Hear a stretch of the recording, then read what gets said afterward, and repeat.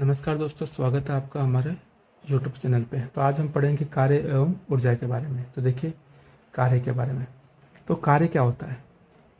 कार्य, देखिए, कार्य सबसे पहले हम पढ़ते हैं विस्थापन क्या होता है। कि किसी वस्तु द्वारा निश्चित दिशा में तय की गई दूरी क्या कहलाता है? विस्थापन कहलाती है। क्या कहलाती है? विस्थापन। ओके। तो अगर किसी वस्तु पर हमने बल लगाया और उसमें विस्थापन उत्पन्न हुआ तो हम कहेंगे कि हमने कार्य किया। हमने क्या किया? कार्य किया। उसका एक एग्जांपल लेते हैं। देखिए, जैसे ये समझ लीजिए बॉक्स जो था वो भी यहाँ पर था। मैंने इस लड़के ने इस पर फोर्स लगाया, राइट। इस पर समझ लो इसने फोर्स लगाया, इसने जो बल लगाया वो है 10 न्यूटन का। कितने का? और देखिए दूरी कितनी हो गई? 2 मीटर। तो ये विस्थापन है और ये बल है, ठीक है। तो यानी कि उसने एक कार्य किया। तो वस्तु पर क्या गया? कार्य विस्थापन पर निर्भर करता है। किस पर निर्भर करता है? जितना ज़्यादा विस्थापन होगा उतना अधिक कार्य होगा। आगे हम देखते हैं। वस्तु पर क्या गया? कार्य वस्तु पर लगाए गए बल पर भी निर्भर करता है। तो यानी कि बल कार्य दो चीज़ों पर निर्भर करता है। किस किस पर? वस्तु द्वारा किए गए विस्थापन पर एवं वस्तु पर लगाए गए बल पर। तो देखते हैं, कार्य इन दोनों का मल्टीप्लाई होता है, बल इंटू विस्थापन। इसकी यूनिट क्या होती है? अंतर्राष्ट्रीय यूनिट मात्रक जूल, ठीक है। तो इसका एक उदाहरण देखते हैं सवाल का हम। जैसे देखिए, जैसे यहाँ पर एक ये बॉक्स है, इसको किसी लड़के ने उठाकर यहाँ खींच कर यहाँ पे ले गया। समझो इसमें विस्थापन हुआ 2 मीटर का। कितने का? 2 मीटर का विस्थापन। उसने जो बल लगाया था वो 5 न्यूटन का लगाया था। यानी कि उसने कितना कार्य किया? बल कितना लगाया उसने? 5 न्यूटन का। तो 5 न्यूटन का। और कितना विस्थापन हुआ? 2 मीटर। तो 5 × 2 10 न्यूटन मीटर, ठीक है। इस न्यूटन मीटर को हम जूल भी कह सकते हैं। तो 10 जूल का उसने काम किया। ये हो गया। अब हम बात करते हैं कार्य के बारे में, ऊर्जा के बारे में। किसके बारे में? ऊर्जा के बारे में। देखिए, ऊर्जा, ये देखो, ये सभी काम कर रहे हैं। इन सभी को काम करने के लिए क्या चाहिए? बताओ, ऊर्जा। जैसे ये गाय ले जा रही है, ऊँट ले जा रहा है, ये गधा काम कर रहा है, ये घूम रहा है, ये चींटी इसको ले जा रही है, ये खाना खा रही है। तो इस सबके लिए क्या कर ऊर्जा की आवश्यकता होती है? किसकी? ऊर्जा की आवश्यकता। तो वस्तुओं में कार्य करने की क्षमता को ऊर्जा कहते हैं। देखिए, अगर हम कार्य करें तो ऊर्जा खर्च होगी। तो वस्तुओं में कार्य करने की क्षमता को ऊर्जा कहते हैं। ये हमें ध्यान रखना है। कार्य करने की क्षमता को ऊर्जा कहते हैं, ठीक है। अब देखिए, हम कुछ चीजें देखते हैं कि कार्य करने के लिए पहले वस्तुओं को ऊर्जा खर्च करनी पड़ती है, राइट। तो जो कार्य कर रहा है उसकी ऊर्जा में कमी हो जाती है, और जिस पर कार्य कर रहा है उसकी ऊर्जा बढ़ जाती है। जैसे देखिए, जैसे ये बॉल है, इस पे एक खिलाड़ी ने इसको मारा, तो खिलाड़ी ने कार्य किया तो इसकी ऊर्जा कम हो गई। लेकिन अब ये जो बॉल है उसमें गति आ गई। अब देखो, गति आ गई तो यानी कि इसमें ऊर्जा आ गई। तो देखो, इसने जो कार्य किया उसमें उसने जैसे समझ लो 20 जूल ऊर्जा खर्च की, 20 जूल कार्य किया, तो वो 20 जूल किस में चेंज हो गया? यहाँ पर ऊर्जा में परिवर्तित हो गया, राइट। तो यानी कि जब कार्य करते हैं तो जो कार्य करता है उसकी ऊर्जा कम होती है, और जिस पर कार्य किया जाता है उसकी ऊर्जा बढ़ जाती है। इसीलिए यानी कि ऊर्जा व कार्य एक दूसरे के समान ही है, एक दूसरे के तुल्य है। इसलिए दोनों की यूनिट भी सेम है। क्या है? जूल है। कार्य की मात्रक भी जूल है और ऊर्जा का मात्रक भी जूल है। देखिए, ऊर्जा कई रूपों में पाई जाती है। जैसे एक है यांत्रिक ऊर्जा। ऊर्जा के कई रूप है, उसमें से एक रूप है यांत्रिक ऊर्जा। तो गतिज ऊर्जा और स्थितिज ऊर्जा, इन दोनों को मिलाकर क्या कहते हैं? हम यांत्रिक ऊर्जा कहते हैं। क्या कहते हैं? यांत्रिक ऊर्जा। तो देखिए, यांत्रिक ऊर्जा किसे कहते हैं? स्थितिज ऊर्जा प्लस गतिज ऊर्जा दोनों को मिलाकर जो ऊर्जा होती है उसको कहते हैं यांत्रिक ऊर्जा। देखिए, गतिज ऊर्जा क्या होती है? कोई चीज अगर गति कर रही, कोई वस्तु गति कर रही है तो उसमें जो ऊर्जा होती है उससे हम कहते हैं गतिज ऊर्जा। वस्तु की गति के कारण कार्य करने की क्षमता जो होती है उससे हम क्या कहते हैं? ऊर्जा कहते हैं, गतिज ऊर्जा कहते हैं, ठीक है। जैसे कोई साइकिल जा रही है तो उसमें गतिज ऊर्जा है। ऊपर से कोई फुटबॉल नीचे गिर रही है तो उसमें गतिज ऊर्जा है।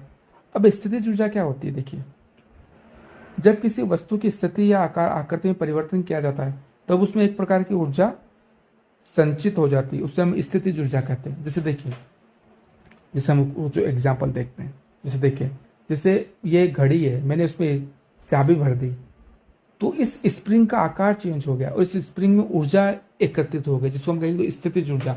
अब इस कारण से घड़ी चलने लगेगी, जो चाबी वाली घड़ियाँ आती थी ना, अब वो इस प्रकार से देखिए धनुष है, इस धनुष के मैंने इसको तार को खींचा तो अब इसको जैसे ही छोड़ूंगा तो यहाँ पे जो भी चीज होगी वो आगे चली जाएगी। इसमें एक ऊर्जा का संचयन हो गया।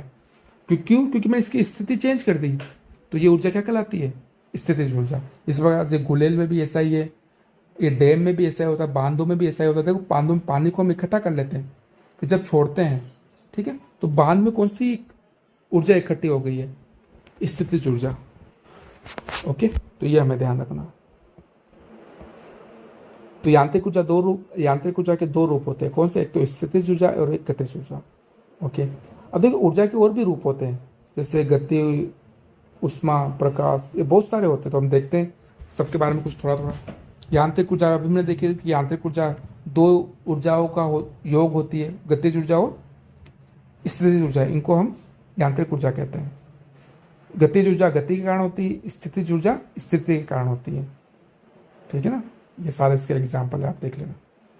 उष्मा ऊर्जा, जो कोई चीज़ अगर जल रही है तो उसमें जो ऊर्जा होती है उष्मा ऊर्जा होती है, जैसे कोयले को जला रहे हैं, पेट्रोल को जला रहे हैं। ठीक है।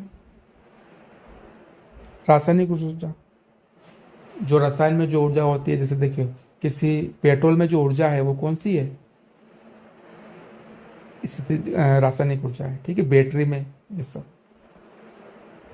प्रकाश ऊर्जा, सूर्य वगैरह, बल्ब वगैरह में जो ऊर्जा होती है वो कौन सी होती है? प्रकाश ऊर्जा। विद्युत ऊर्जा, जब भी इलेक्ट्रॉन प्रवाह करते हैं या फिर कोई भी आवेश प्रवाह करता है तो उसमें जो ऊर्जा होती है वो कौन सी होती है? विद्युत ऊर्जा। बल्ब वगैरह इसी से जलते हैं।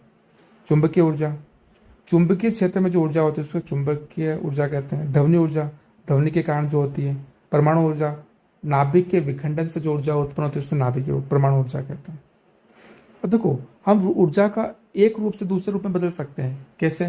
जैसे देखिए विद्युत ऊर्जा, जैसे बल्ब को, जैसे एक उदाहरण हम यहीं पर देखते हैं। जैसे देखिए बांध है, बांध में पानी इकट्ठा है तो कौन सी ऊर्जा है? वो स्थितिज ऊर्जा है। जैसे हम बांध को खोलेंगे तो बांध प्रवाह करेगा, तो पानी प्रवाह करेगा, तो पानी बह रहा है। अब बहते हुए पानी में कौन सी है? गति है, गतिज ऊर्जा है। अभी गतिज ऊर्जा टरबाइन को घुमाएगी, टरबाइन को घूमने से क्या बनेगी? विद्युत ऊर्जा। तो देखिए हमने स्थितिज ऊर्जा को पहले गतिज ऊर्जा में बदला, फिर गतिज ऊर्जा को विद्युत ऊर्जा में चेंज कर दिया। अब ये विद्युत ऊर्जा भी कई चीज़ों में बदली जा सकती है। देखिए अगर मैंने पानी से उसको इलेक्ट्रिसिटी से मैं पानी गर्म कर रहा हूँ तो मैं क्या कर रहा हूँ? विद्युत ऊर्जा को किस में चेंज कर रहा हूँ? उष्मा ऊर्जा में। अगर मैं बल्ब जला रहा हूँ विद्युत ऊर्जा से तो मैं विद्युत ऊर्जा को किस में चेंज कर रहा हूँ? प्रकाश ऊर्जा में। तो देखिए विद्युत घंटी बजा रहा हूँ यानी कि ध्वनि ऊर्जा में। मोटर चला रहा हूँ, इसका मतलब मैं यांत्रिक ऊर्जा में चेंज कर रहा हूँ। बैटरी चार्ज कर रहा हूँ यानी कि रासायनिक ऊर्जा में। ठीक है ना, ये यांत्रिक ऊर्जा। विद्युत चुंबक बना रहा हूँ यानी कि चुंबकीय ऊर्जा। हीटर को यूज में ले रहा हूँ, हीटर जला रहा हूँ यानी कि उसमें उष्मा बनेगी। और अगर बल्ब जला रहा हूँ यानी कि प्रकाश बनेगा। तो देखो हम हर सभी में चेंज कर सकते हैं। ठीक है, यानी कि उस ऊर्जा को एक रूप से दूसरे रूप में बदला जा सकता है। तो ये भी देखिए कुछ एग्जाम्पल आप पढ़ लीजिएगा कि कौन सी ऊर्जा किस में चेंज हो रही है। ठीक है, ऊर्जा के विभिन्न स्रोत, देखिए विभिन्न स्रोत। एक तो पारंपरिक स्रोत, यानी कि जो पुराने टाइम से हम जो ऊर्जा किन से ही ले रहे हैं, तो एक तो ईंधन से, केरोसिन, पेट्रोल से, तो पारंपरिक हित है। तो पारंपरिक में कौन कौन, परंपरागत में कौन से आते हैं? रसोई गैस आती है, डीजल, पेट्रोल, केरोसिन, प्राकृतिक गैस, ये सभी किस में आते हैं? ये सभी आते हैं परंपरागत में। लकड़ी वगैरह जो जलाते हुए परंपरागत में। बहुत सालों पहले क्या हुआ था कि पृथ्वी पर भूकंप आए थे, तो जिसके कारण जो जीव जंतु है वो दब गए। तो जो पादप पेड़ पौधे बने जो दब गए थे वो तो चेंज हो गए कोयले में, और जो जीव जंतु दबे थे वो पेट्रोलियम में। तो ये क्योंकि ये जीवों से बने हैं इसलिए इसको हम क्या कहते हैं? जीवाश्म ईंधन कहते हैं। क्या कहते हैं? जीवाश्म ईंधन कहते हैं। ठीक है, पेट्रोल, डीजल, प्राकृतिक गैस, ये सब क्या है? वो लकड़ी वगैरह, ये सब क्या परंपरागत स्रोत है, ये एक दिन खत्म हो जाएंगे। तो देखो ऊर्जा के स्रोत परंपरागत जो एक दिन खत्म हो जाएंगे, जीवाश्म ईंधन जैसे पेट्रोल, डीजल वगैरह, सारा लकड़ी वगैरह, ये सब किसमें थे? परंपरागत। गैर परंपरागत जो कभी खत्म नहीं होंगे, जैसे सौर ऊर्जा, जल ऊर्जा, पवन ऊर्जा, तापीय ऊर्जा, जैव ऊर्जा, महासागरीय ऊर्जा और गोबर गैस ऊर्जा। अब देखते हैं हम गैर परंपरागत या फिर वैकल्पिक ऊर्जा स्रोत। ये अभी हमने जो पढ़ा, सूर्य, पवन, जल, जैव, परमाणु भट्टी, महासागर, भूगर्भ जल से प्राप्त ये ऊर्जा क्या कहलाती है? गैर परंपरागत या वैकल्पिक ऊर्जा कहलाती है। इसका उपयोग बार बार किया जा सकता है और ये कभी नहीं समाप्त होगी। ठीक है, जैसे बायोगैस बनाते हैं ना, गोबर से व अपशिष्ट से बायोगैस संयंत्र लगाते हैं, तो इसमें कौन सी ऊर्जा होती है? इसमें जैव मात्रा ऊर्जा होती है। बड़े बड़े बांध बनाकर हम फिर इलेक्ट्रिसिटी बनाते हैं, तो और टरबाइन को घुमाकर, तो इसको हम बोलते हैं जल विद्युत संयंत्र कहते हैं। क्या कहते हैं? जल विद्युत संयंत्र। इसी प्रकार से परमाणु को तोड़कर हम ऊर्जा जब बनाते हैं तब उसको बोलते हैं परमाणु ऊर्जा। क्या कहते हैं? परमाणु ऊर्जा। और ऐसे जहाँ पर ये काम किया जाता है उसको बोलते हैं परमाणु ऊर्जा संयंत्र। राजस्थान में भी चित्तौड़गढ़ जिले में रावत भाटा में परमाणु ऊर्जा संयंत्र है। परमाणु ऊर्जा से पनडुब्बी भी चलाई जा सकती है। देखिए, महासागरों में क्या होती है? लहरें आती है, ज्वार भाटे आते हैं, तो उनको भी हम विद्युत में चेंज कर सकते हैं, तो इसको हम कहते हैं महासागरीय ऊर्जा। इसी प्रकार से जमीन क्या होती है? अंदर से जमीन गर्म है, तो इसके तापमान में जब वृद्धि होती है तो इसके तापमान को भी हम विद्युत में चेंज कर लेते हैं, पृथ्वी के अंदर के तापमान को, जिसे हम भूगर्भीय ऊर्जा कहते हैं। देखिए, ऊर्जा की बचत ही ऊर्जा का संरक्षण है। ऊर्जा का संरक्षण क्या है? ऊर्जा की बचत करना, उसका मिसयूज ही नहीं करना। ठीक है, कि देखिए, तो आप जानते हैं कि ऊर्जा को कैसे बचाना चाहिए, वही कि अनावश्यक वगैरह चलाना नहीं चाहिए, सब है ना। आप देख लीजिएगा, इसमें तो कुछ है नहीं खास। ओके, और ये भी आप एक बार देख लीजिएगा कि सबसे पहले देखिए, किसी वस्तु पर किया गया कार्य उस वस्तु पर लगाए गए बल एवं वस्तु द्वारा बल की दिशा में तय की गई विस्थापन पर निर्भर करता है। कार्य करने की क्षमता को ऊर्जा कहते हैं। कार्य करने की क्षमता को क्या कहते हैं? ऊर्जा कहते हैं। कार्य तथा ऊर्जा दोनों की अंतर्राष्ट्रीय जो मात्रक है वो जूल है। गतिशील वस्तुओं में जो ऊर्जा होती है उसे गतिज ऊर्जा कहते हैं। स्थिति के कारण जो ऊर्जा होती है उसे स्थितिज ऊर्जा कहते हैं। ठीक है, स्थितिज ऊर्जा और गतिज ऊर्जा दोनों मिलाकर क्या बनाती है? यांत्रिक ऊर्जा बनाती है। ऊर्जा के अनेक रूप है। ठीक है, वो भी हमने देखे। ऊर्जा को एक से दूसरे रूप में परिवर्तित किया जा सकता है। परंपरागत ऊर्जा स्रोत क्या है? लकड़ी, कोयला, पेट्रोलियम वगैरह। ठीक है ना, ये जल्दी खत्म हो जाएंगे। और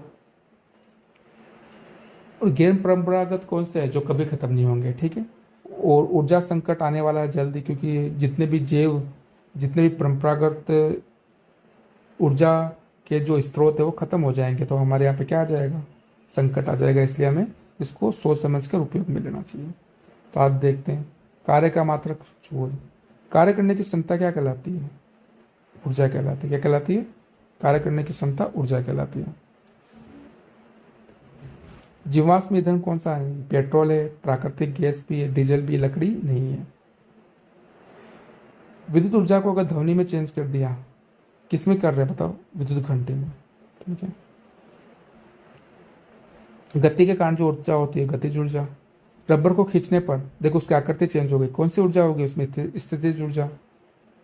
घरों में प्रयुक्त होने वाले विद्युत सेल में रासायनिक ऊर्जा विद्युत ऊर्जा में परिवर्तित होती है। याद रखना, सेल में रासायनिक ऊर्जा विद्युत ऊर्जा में परिवर्तित होती है। ऊर्जा का मात्रक क्या होता है? जूल। ऊर्जा का मात्रक क्या है? जूल। देखिए, विद्युत ऊर्जा से ध्वनि ऊर्जा किसमें? स्पीकर में। विद्युत ऊर्जा से उष्मा ऊर्जा विद्युत हीटर में।